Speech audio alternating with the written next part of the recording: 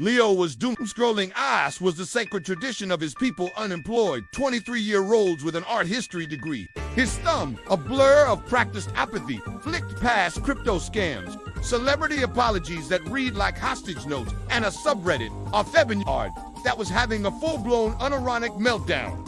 Redditor, _fetishist. They are coming. I saw one at the 7-Eleven last night. It didn't buy anything. It just rattled menacingly near the taquitos. Redditor, calcium _enjoyer. This is what the libs want. First, they take our plastic straws. Now they want to replace us with articulate skeletons. Leo, whose brain had been tenderized to the consistency of pulled pork by online discourse, felt a neuron flicker.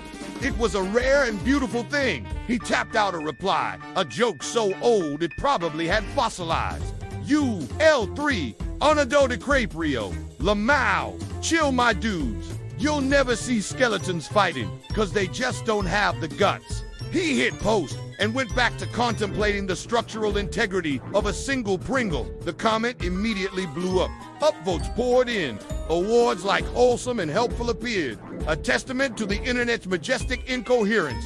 The next day, Leo's oat milk latte was served by a barista whose hands were, well, just hands, like the bony part. The skeleton, wearing a green apron that hung on its frame like a flag on a pole, slid the drink across the counter. Its jaw clacked twice, a dry, percussive sound that Leo's brain translated as, "That'll be $9.50, chief."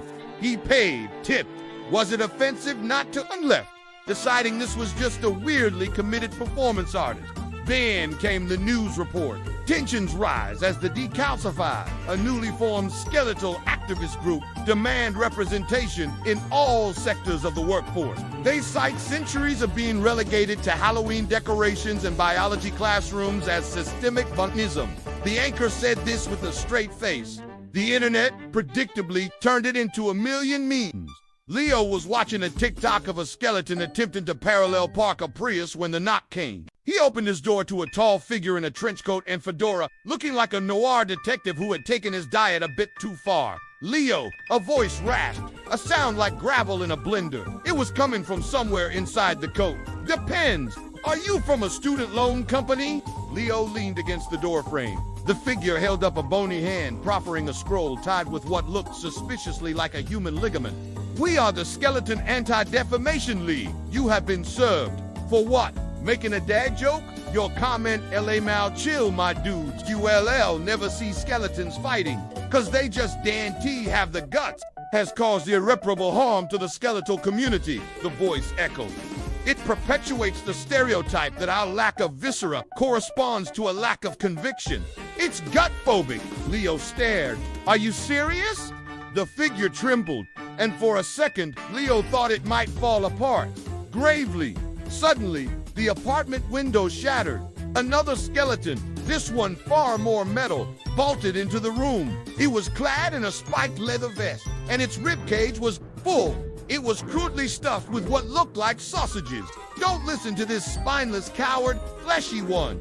The new skeleton roared, pointing a femur bone at the detective. The Bonelords believe in action. We have acquired guts from the back of a butcher's shop, and we're ready to fight. The detective's skeleton sighed, a sound like dead leaves skittering across pavement. Bartholomew, we talked about this. That's just performative viscera. You haven't processed the trauma. Bartholomew, the Bonelord, let out a war cry and charged. The saddle agent sidestepped, and Bartholomew tripped over Leo's IKEA rug, his sausage guts spilling onto the floor with a wet smack. The room filled with the smell of pork and fennel. Leo, seeing his life had officially tipped from weird to unsellable A24 movie, did the only thing that made sense. He pulled out his phone and started live streaming. What's up, guys? It's your boy L30, and there's a literal skeleton-on-skeleton turf war happening in my living room over a Reddit comment. Smash that like button. The Saddle agent neatly folded his trench coat while Bartholomew slipped on his own intestines, pinwheeling his arms before crashing into a bookshelf. Books on Renaissance art rained down on him. You see? The agent said, turning to the phone's camera. This is precisely the kind of chaos that comes from unresolved inter-community grievances. He lacks the emotional fortitude. He has the guts, but not the guts. Leo's phone buzzed with notifications. His stream had thousands of viewers. The comments were a glorious cascade of nonsense. You is that organic sausage.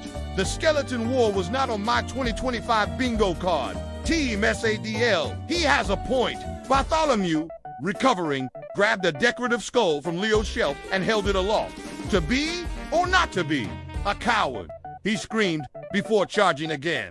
Leo, now fully dissociated from reality, looked from the carnage to his phone, then back again. His original comment was still pinned at the top of the R. Thebanyard thread.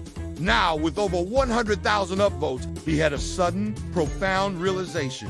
None of this mattered, but it was objectively hilarious. He picked up a broom.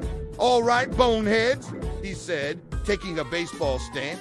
"Get out of my apartment. Some of us have important Pringles to contemplate."